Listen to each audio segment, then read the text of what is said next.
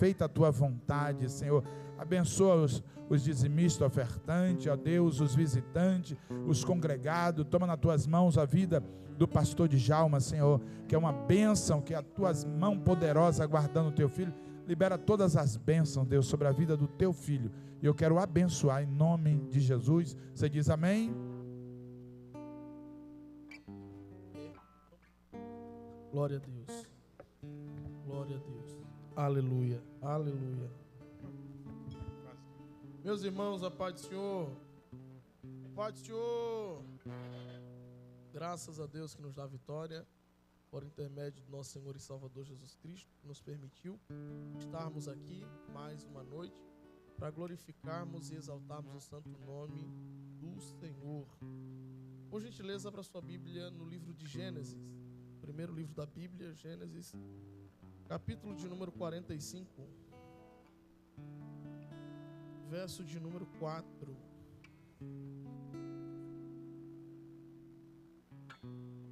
Gênesis capítulo 45, verso número 4.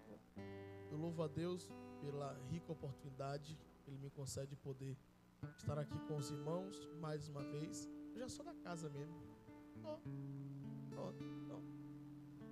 Deus abençoe todos os obreiros, pastor Zé Lito, pastor Nazinho, obrigado pela confiança. É sempre uma alegria enorme poder estar cooperando com a obra de Deus junto com os irmãos. Meu respeito aos demais obreiros, os irmãos que têm trabalhado com afinco na obra de Deus, sabendo que a recompensa é certa, porque a Bíblia diz que o trabalho para o Senhor não é em vão, né? Deus abençoe. Hoje eu estou acompanhado dos obreiros, vim de comitiva hoje. Foi. Está ali conosco o operador Adilson, o operador Zé Carlos, Diácono Edvan. E a maior alegria de um pastor, irmãos, é quando os obreiros o acompanham, porque a obra só funciona se os obreiros caminhar na visão do líder. E não caminha, tá certo, né? Aí acaba sendo pedra de tropeço. Aí glória a Deus que os obreiros ficam, pastor, onde é que a gente vai hoje? Onde é que aquele negócio? Eu falei, bora. E aí eles não medem esforços para estar me acompanhando. Deus abençoe vocês poderosamente, tá bom? Gênesis capítulo 45, verso 4, quem achou diz amém. E disse mais José a seus irmãos: peço-vos, chegai-vos a mim. E eles se chegaram. E então disse: eu sou José, vosso irmão, a quem vendestes para o Egito. Mas agora não vos entristeçais, nem vos irriteis contra vós mesmos, por minha vez vendido para cá. Porque para a conservação da vida, Deus me enviou diante de vós. Pois já houve 2 anos de fome na terra, e ainda restam 5 anos em que não haverá lavoura nem colheita. Pelo que Deus me enviou adiante de vós, a fim de conservar a vossa sucessão na terra e para guardar-vos em vida por um grande livramento. Amém. Podeis assentar.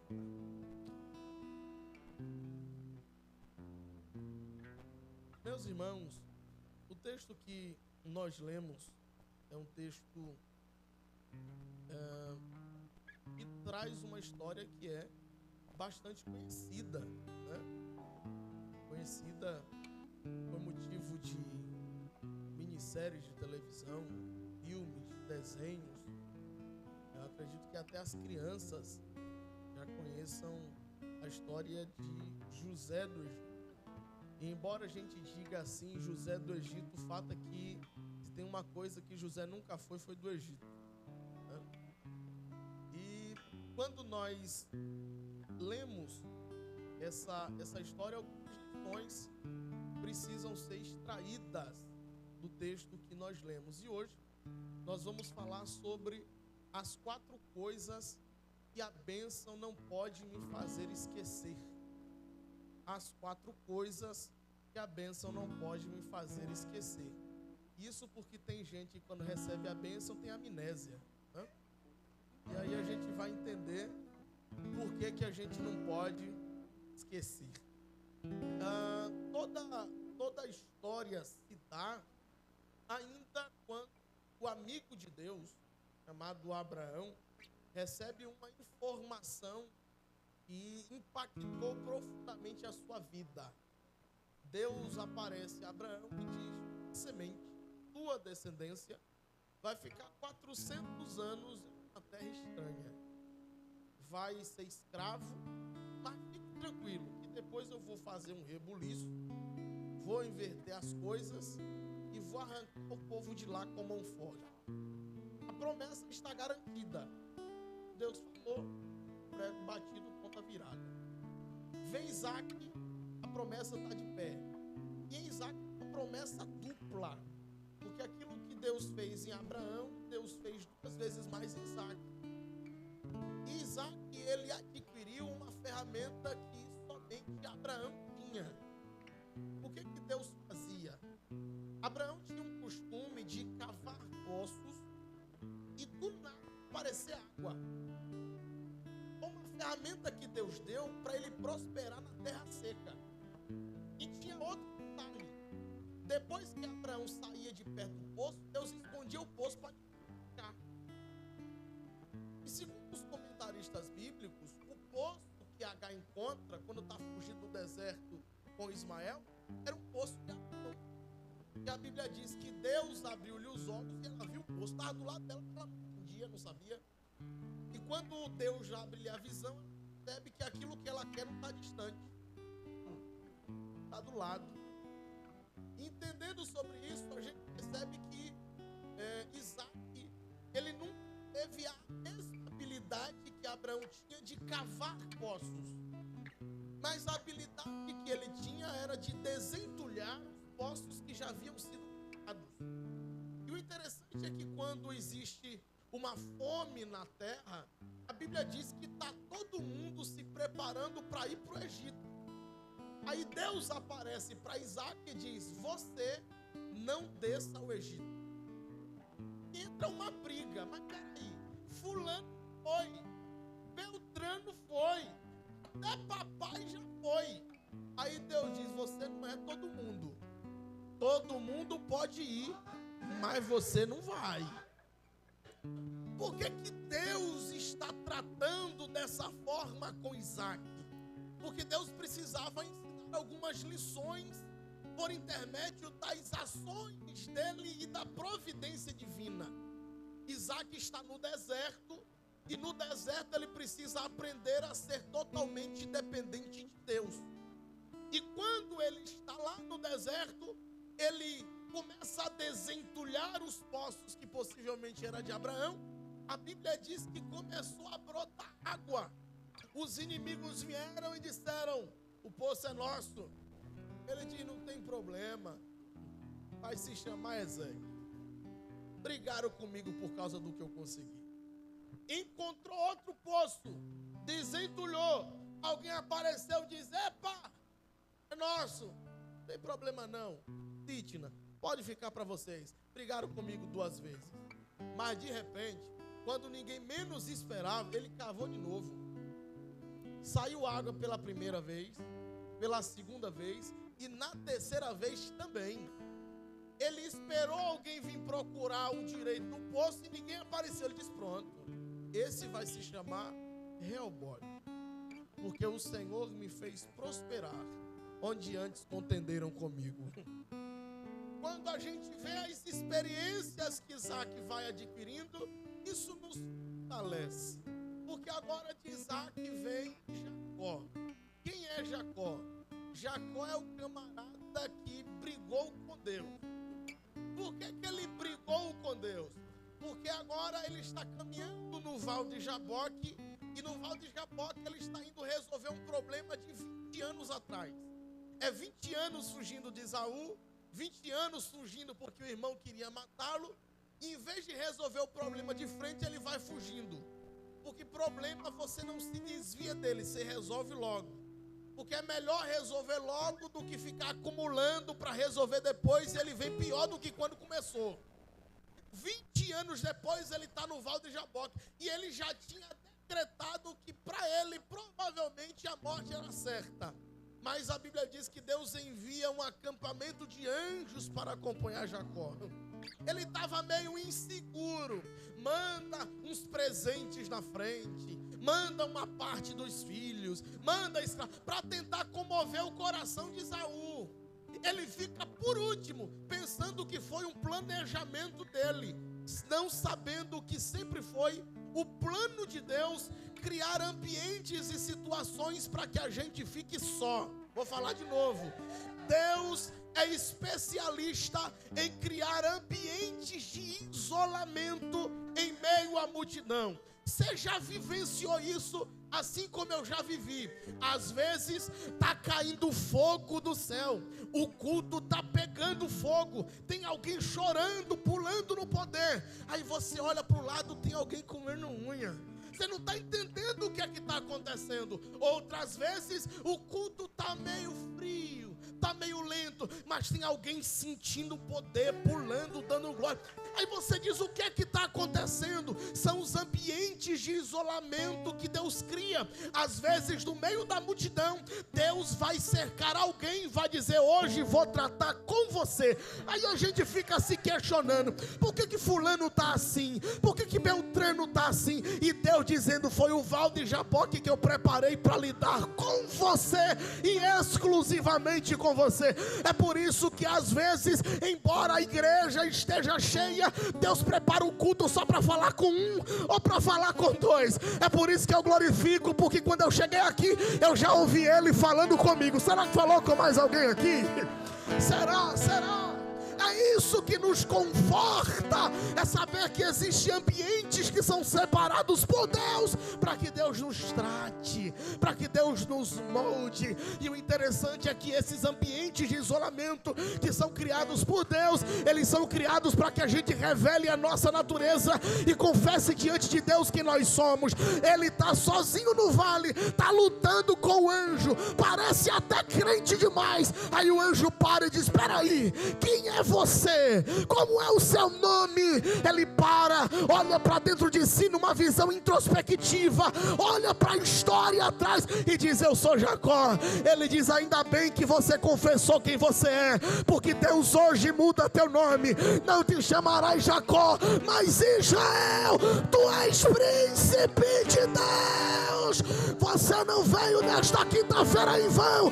Deus te trouxe aqui para dizer: eu vou intervir na tua história e resolvo o que você não tem condição de resolver. Oh, glória.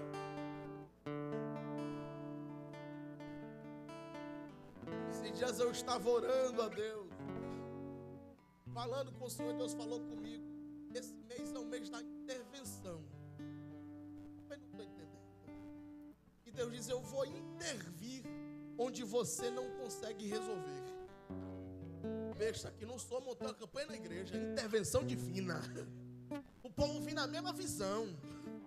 E Deus tem capacidade para intervir, irmãos, em situações que a gente acha que não dá para resolver, que não tem o que fazer, não tem como melhorar. Aí Deus diz: eu preciso intervir, entrar no meio, e você fica só observando o que é que eu vou fazer. Porque enquanto antes você não podia fazer nada, eu entro na tua frente, abro porta, limpo o caminho, dou livramento, fecho sepultura e faço coisas grandes acontecerem. E eu fiz esse pano de fundo para que você entenda como que José surge na história.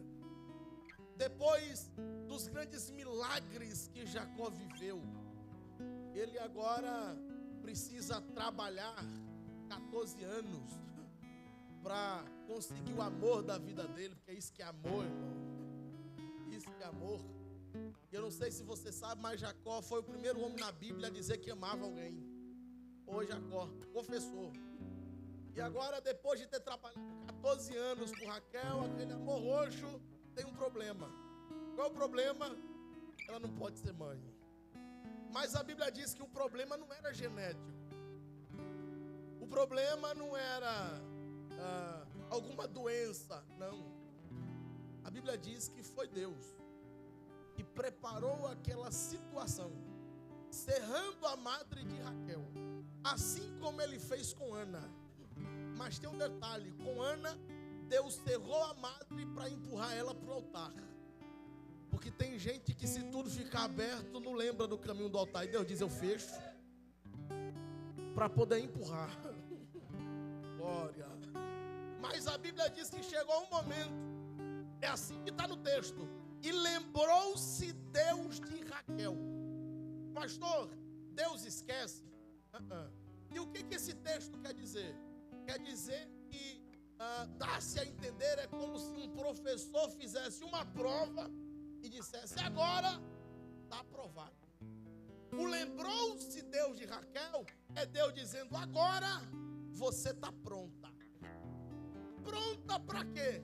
Aí ela concebe o primeiro filho. Qual é o nome dele? Yosef. Significa José.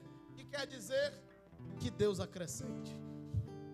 O primeiro filho que ela tem, o nome é esse: que Deus acrescente. Porque por mais que nós tenhamos vivenciado milagres, o nosso desejo é que Deus acrescente. Milagres nunca serão suficientes, né? Bênçãos nunca serão demais. Sempre a gente diz que Deus acrescente.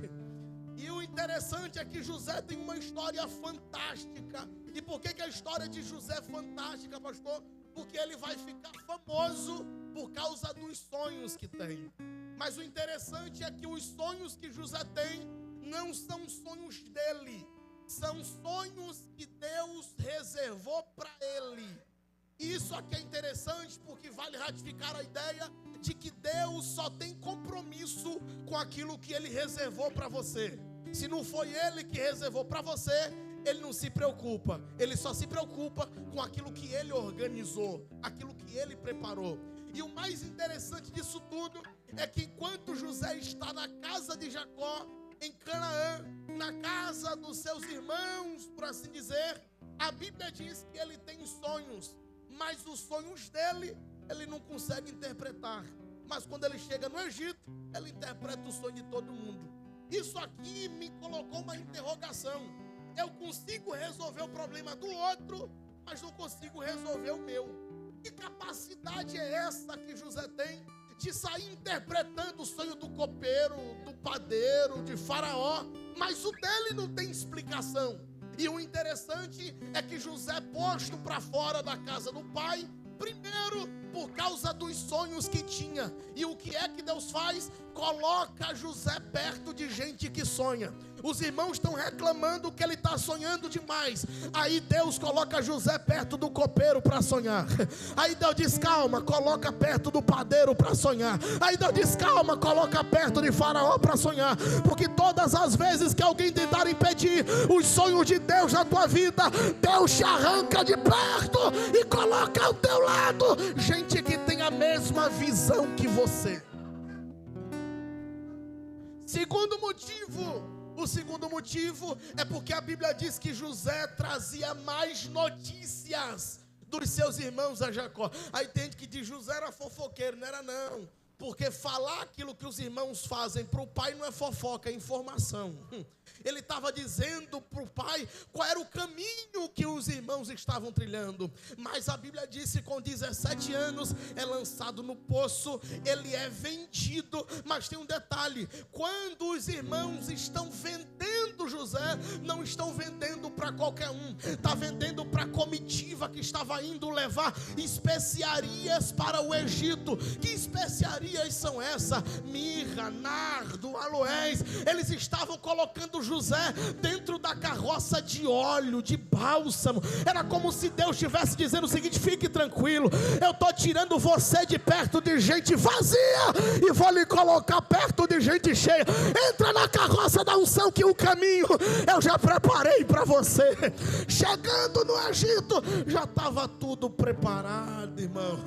Foram 13 anos, de 17 até 30, porque com 30 ele se torna governador. Há quem diga que Deus mudou a história de José em 24 horas, e foi verdade. Ele foi dormir prisioneiro, mas quando acordou governador. Mas essas 24 horas durou um período de 13 anos, dos 17 até os 30. Mas quando existe a fome na terra, Deus prepara a circunstância ideal para levar os irmãos até ele. Por quê, pastor? Porque Deus Deus é especialista em assustar quem nos fez mal. Vou falar de novo. Deus é especialista em assustar quem disse que a gente não conseguiria. Deus é especialista em assustar quem disse que a gente não chegaria. Quando os irmãos estão na frente de José, eles não reconhecem, mas a Bíblia diz que José reconhece muito bem. Por quê, pastor? Porque os medíocres nunca mudam, mas aqueles que vivem o sobrenatural de Deus estão em constante mudança todo momento.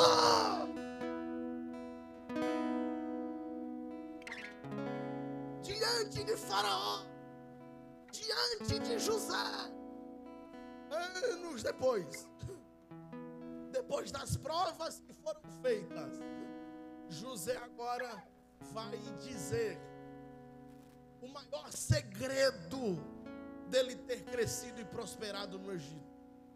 E qual foi os segredos, pastor, que José revelou aos irmãos? Está no verso de número 4. José está dizendo: eu sou José. A primeira coisa que a bênção de Deus não pode me fazer esquecer é quem eu sou. Não estou entendendo, pastor. 13 anos depois, José está dizendo: o que vocês me fizeram não foi suficiente para mudar quem eu sou. Enel e que sal e de fonderemai. O interessante é que na casa de Jacó ele era chamado de um sonhador. Quando chega na casa de Faraó, ele é chamado de Zafinat Paneia, o salvador do mundo. Na casa de Jacó, o sonhador; no Egito, o salvador do mundo. Por quê, pastor? Porque você vai receber o nome de acordo com o ambiente que você está e as pessoas que te cercam. Para quem acredita no propósito, é salvador. Para quem não acredita, quer se aparecer, quer se mostrar, quer chamar a atenção. Mas quem tem a essência de Deus e quem sabe de onde Deus te tirou, não tem problema para dizer: eu sei quem eu sou, e eu sei o que Deus vai fazer comigo e onde vai me levar. Glória! Ai, irmão, isso é interessante, porque deixa eu te falar. Talvez você não consiga entender com profundidade isso, mas escute uma coisa: algumas pessoas gostam de nós pela maneira que nós somos, mas existem outras que nos odeiam pelo mesmo motivo. Tem gente que gosta de você pelo teu jeito de ser, mas tem outro que te odeia pelo mesmo motivo. Se conversa, quem gosta diz: opa, fala bem, é comunicativo. Quem não gosta, fala demais. Entendeu? A saia um pouco curta, piriguete. Na canela, tanta. Não botou maquiagem, a velha. Colocou, bomba gira. O fato de você ser quem é incomoda algumas pessoas e agrada a outras pelo mesmo motivo. Por que você está dizendo isso, pastor? Porque excelência não gera unanimidade. O que é excelência é fazer perfeitamente tudo aquilo que a gente sabe fazer. Unanimidade é agradar a todo mundo. Por mais bem feito que você faça, você nunca vai conseguir agradar todo mundo. Sempre vai ter alguém que vai dizer: para que isso? Não precisa disso, eu não achava necessário isso. Por que tem que ser desse jeito? Desse jeito era melhor. Se fosse fulano dava certo, se fosse Beltrano ia para frente. Aí Deus está dizendo: quando eu quero escolher, eu não peço unanimidade nem opinião de ninguém. Eu faço o que eu quero, do jeito que eu quero, da forma que eu quero, abençoo quem quero e acabou. A bênção não pode fazer você esquecer de quem você é. Me ajuda a pregar. Olha para essa pessoa que está do seu lado e pergunte quem você é. Pergunta para ela, pergunta para ele quem você é. A bênção de Deus só alcançará a sua vida no dia que você souber de verdade quem você é. A Bíblia diz que João Batista está pregando no deserto e 3 multidões distintas iam ouvi-lo. Quais eram as multidões? Aqueles que estavam esperando o Messias, aqueles que estavam esperando Elias e aqueles que estavam esperando o profeta semelhante a Moisés. Aí João pregava, alguém dizia você é o Elias, João pregava, outro dizia você é o Messias, João pregava e outro dizia você é um profeta semelhante a Moisés. Preste atenção, se João se preocupasse em agradar todo mundo, ele tinha que ser o Elias para quem queria que ele fosse Elias, ele tinha que ser o Messias para quem queria que ele fosse o Messias, ele tinha que ser o profeta para quem queria que ele fosse profeta. Em vez disso, ele olha para a multidão e diz: nenhum, nem outro, eu não sou Elias, eu não sou Messias, eu não sou profeta, eu sou apenas a voz daquele que clama no deserto. Eu sei quem eu sou, eu sei quem eu sou, eu sei. Quando você sabe quem você é, você não precisa provar nada para ninguém for falar de novo. Quem sabe quem é, não precisa tirar satisfação, não precisa mandar indireta, não precisa tirar pergunta. O crente que sabe quem é, não fala com a boca, fala com o joelho, na oração. Olha, oi, irmão.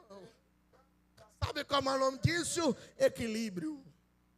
A Bíblia diz em 2 Samuel, capítulo de número 16, Absalão tomou o trono, Davi está fugindo para o deserto, e a Bíblia diz que tem um doido por nome de Simei, que era fanático por Saul, que colocou a culpa da morte de Saul em Davi. Davi está andando no monte, e Simei começa a gritar: bandido, eu vou matar você, e começa a jogar pedra em Davi. Os amigos de Davi olham e dizem: eu vou matar, vou acabar com ele, vou resolver esse problema. Davi diz: não, isso que ele está fazendo não está me incomodando. Por quê, rei? Porque eu sei quem eu sou, eu tenho equilíbrio. Quem sabe quem é, não se descabela quando as coisas não acontecem do seu jeito.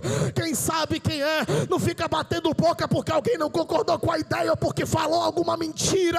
Quem sabe quem é equilibrado. Jesus está no deserto e o diabo está dizendo: se tu és, faça isso, se tu és, faça aquilo. E Jesus diz: não, eu não preciso provar nada para você, eu sei quem eu sou, eu sei quem eu sou.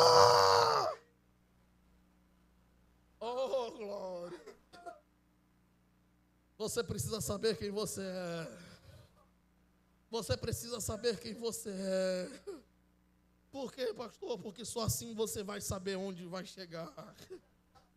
O interessante é que a segunda coisa que a bênção não pode me fazer esquecer ainda está no verso 4 que nós lemos, porque José está dizendo: eu sou José, vosso irmão. Oh, irmão, isso aqui é interessante, sabe por quê? Porque tem gente que na hora da bênção tem a síndrome do filho único. Vou falar de novo. Tem gente que na hora da bênção tem a crise do filho único. Não tem irmão, não tem parente, não tem família, nem amigo de ninguém. Enquanto as coisas não aconteciam do jeito que queria, era amigo de todo mundo, abraçava todo mundo. Agora que Deus exaltou, eu sou ungido, não fala comigo. E José está dizendo: eu só estou onde estou porque eu não me esqueci de quem eu sou. Está rico, mas eu ainda sou irmão de vocês. Sentado no trono, mas ainda sou irmão de você. Tem um anel de Faraó no dedo, mas continuo sendo irmão de vocês. A terceira coisa que a bênção não pode me fazer esquecer também está no verso 4, porque José diz: eu sou José, vosso irmão, a quem vendeste. Isso aqui é interessante, porque a terceira coisa que a bênção não pode me fazer esquecer é como eu cheguei. José agora é governador, mas não chegou governador. governador. Ele está sentado no trono, mas não chegou no trono. Ele tem um anel de Faraó no dedo, mas não chegou com o anel. Segundo o Salmo de número 105, vai dizer que ele chegou com as mãos e com os pés amarrados. Agora ele é governador, mas ele chegou como escravo, chegou fedendo, chegou vendido, chegou quebrado, chegou ruim da vida.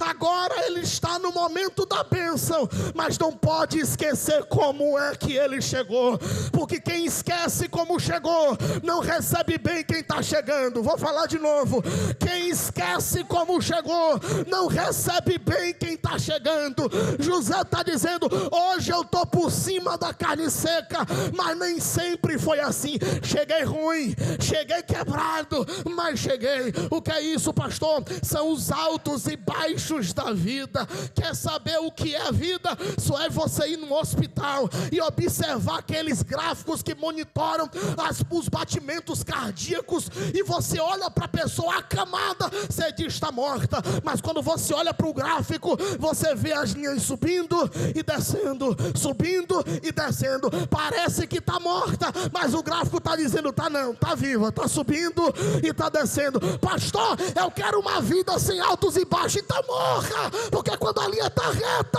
é que não existe mais vida, mas enquanto tiver vida é subindo e descendo, é montes e vales, é montes e vale. E deixa eu te falar isso, foi assim com Jó.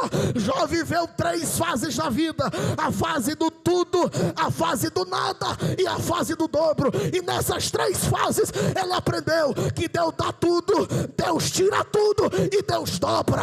Essas fases revelam a vida do homem, que é subindo e descendo. Davi falou sobre isso. Davi diz: o Senhor é o meu pastor, porque tem dias que eu estou em pastos verdejantes, mas tem momento que eu estou no vale da sombra da morte, mas de repente tem uma mesa preparada diante dos meus inimigos. O que é isso? É os altos e baixos da vida acontecendo. Oh, irmão, todos nós precisamos entender que os altos e baixos da vida são necessários, e a bênção que você recebe hoje não pode te fazer esquecer como foi que você chegou. Hoje está bem vestido, arrumadinho, tomado banho, cheirosa, mas não chegou assim. Só Deus sabe como foi que Ele te trouxe. Ele te trouxe, você estava ruim da vida, quebrado, falido. Aí Jesus entrou na situação, entrou na história, arrancou o pecado e disse: deixa eu te lavar com meu sangue, vou transformar a tua vida e te fazer diferente. Mas os gráficos é necessário. Lembra de Isaías? Ai, irmão, um dia chegaram para Isaías e: Isaías, me fala sobre a sua vida. Isaías diz: tem dias que eu estou no fogo, tem dias que eu estou na água, tem dias que eu estou no rio. E Deus? Deus está comigo no fogo, Deus está comigo na água, Deus está comigo no rio. Onde passares, eu estarei contigo. E Deus está falando para alguém aqui. Quem crê em profecia, levante a mão, que eu começo a profetizar agora. Onde você estiver, o Senhor te alcançará. Não caminharás sozinho, não viverás só. Deus está dizendo: eu te acompanho nas montanhas da vida e nos vales, para mostrar que eu sou teu Senhor. Quem recebe esta palavra, levante a mão, abra a boca para glorificar a Deus. Fala alguma coisa, porque Jesus está neste lugar. Oh, glória.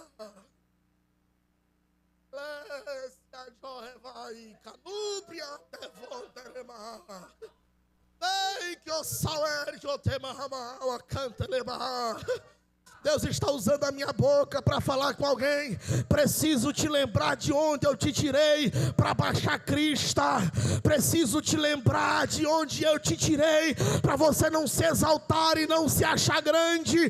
Preciso te lembrar de onde eu te tirei para você saber que não é nada, mas que eu sou tudo na tua vida.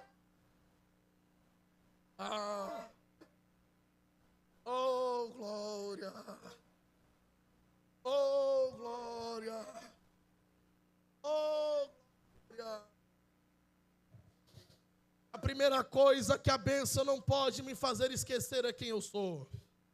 Segunda coisa que a bênção não pode me fazer esquecer é que independente de onde eu esteja, eu ainda sou irmão. A terceira coisa que a bênção não pode me fazer esquecer é como eu cheguei. Mas a quarta coisa que a bênção não pode me fazer esquecer é quem me trouxe. Ele canuti que fonte repro me calau é deravá. Enexia webia canjo remaua. Às vezes por caminhos esquisitos, às vezes por caminhos tortuosos, às vezes por caminhos de traição, de abandono, de tristeza, mas Ele está dizendo, foi eu que trouxe. O caminho é difícil, mas você não caminhou só, caminhou comigo. O caminho me machucou, mas você não estava só, eu estava contigo. Lembra que quem te trouxe para cá foi eu.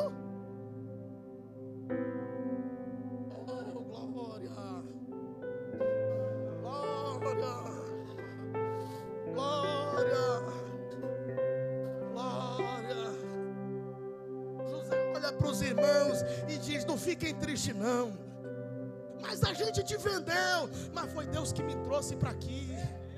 Eles não estão entendendo, mas José está explicando, se vocês não me vendem, hoje vocês não teriam pão para comer. Ei, meu tamante, que promideu esse aboramá.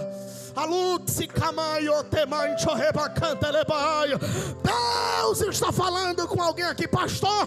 Por que Deus permitiu a traição?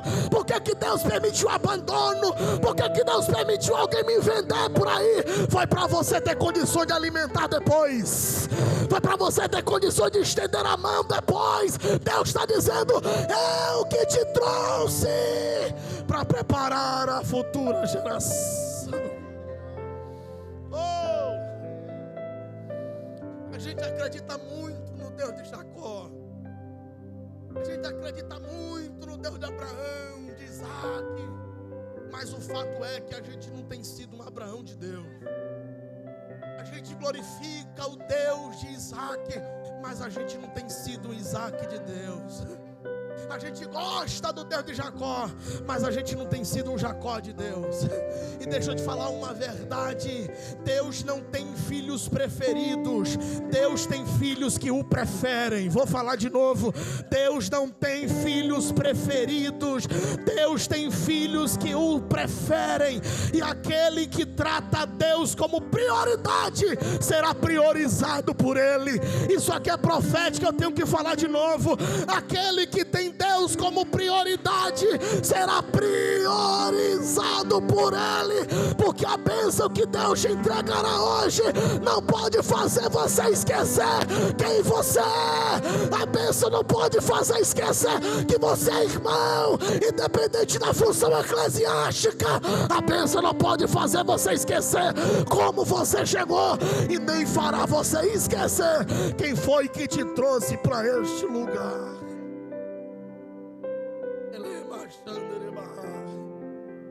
Deixa eu te falar uma verdade aqui. Aqui em Ilhéus, no mínimo, deve ter umas 300 igrejas. No mínimo. Você poderia estar em qualquer outra. Mas por que Deus te plantou aqui?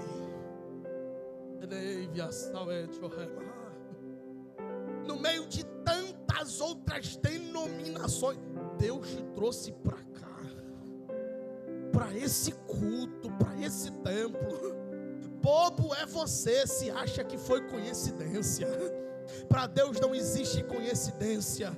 Tudo acontece por um propósito específico, em um tempo determinado, por aquele que estabeleceu todas as coisas. Não é coincidência você estar aqui. Não é coincidência você estar plantado neste lugar. Não é coincidência você estar aqui nesta quinta-feira ouvindo esta palavra. É Deus querendo abrir a tua mente e o teu campo de visão, dizendo: foi eu que te trouxe. Fui eu que te trouxe. Fui eu que te trouxe. esse emai que te promisha noreai.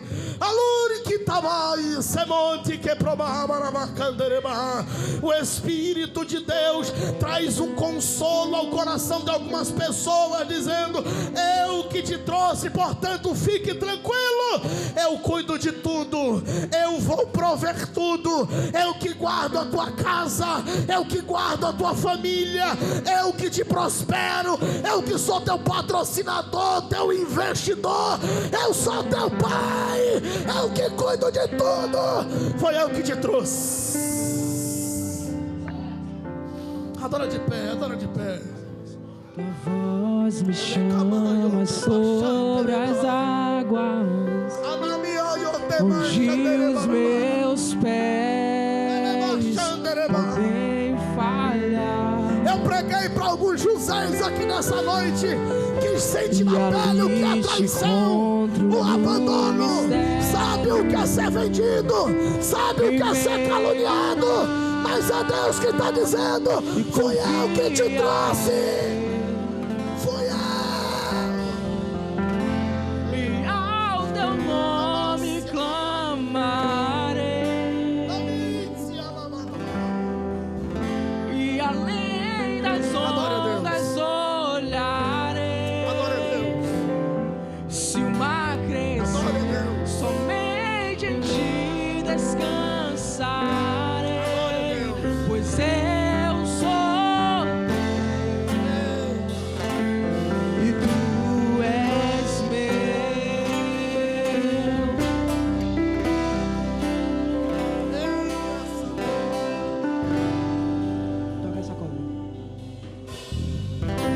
Tua graça cobre os meus temores, tuas fortes mãos me guiará.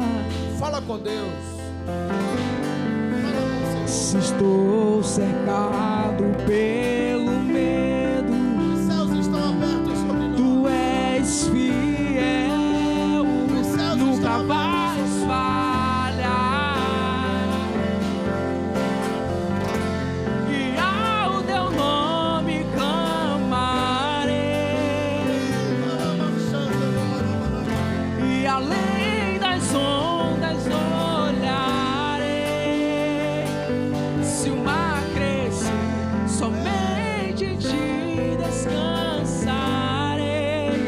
Pois eu sou teu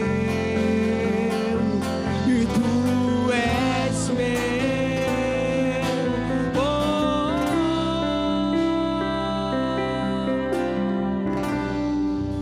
A Bíblia diz que José viveu 110 anos.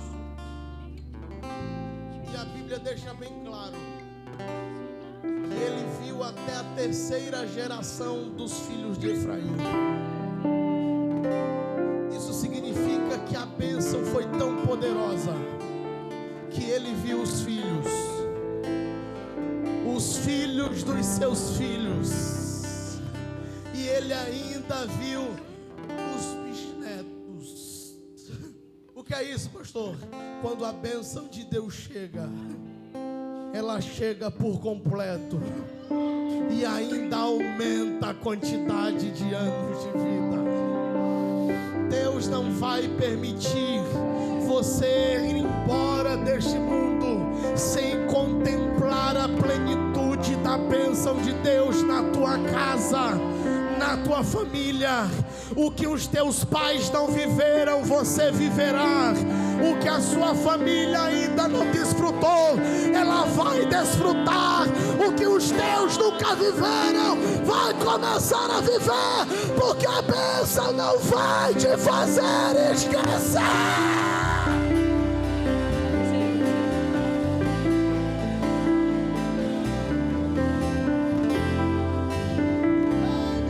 Teu barco parecer que vai naufragar, está balançando pra lá e pra cá, está causando medo em seu coração, está causando dúvidas, cadê Jesus? Mas olha só quem vem aí, andando sobre as águas, parece que é Jesus. Está dando uma ordem para o vento. Sou o dono do tempo, sou o dono daqui. Sou o dono do mar, sou eu. Coloque a mão no teu coração que nós vamos orar agora.